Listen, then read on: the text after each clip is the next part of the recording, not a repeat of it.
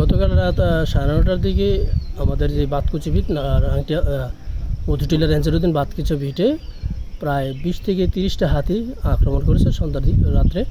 তারা এখানে ভালোই তছনছ করেছে, দরজা জানালা ভেঙে ফেলেছে এবং ভিতরে একটা ছোট হাতি ঢুকেছে, বাচ্চা হাতি ঢুকে ভিতরে যত চাল ডাল খাবার জাতীয় ছিল ওগুলি খায় এবং ছড়াছিটা তছনছ করে যায়।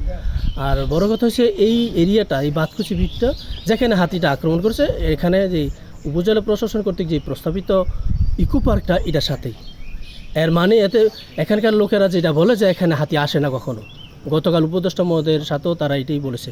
কিন্তু এখানে হাতি গতকাল আক্রমণ করার অর্থই হচ্ছে এখানে হাতি আসে।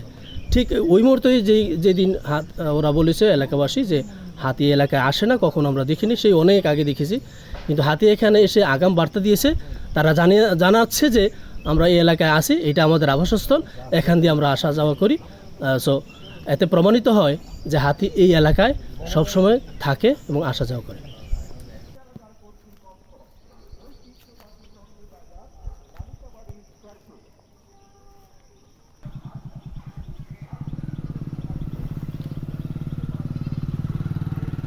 বাদ যখন চুক্তি করেন তখন আর বাদ রাখেন না, পরে চালু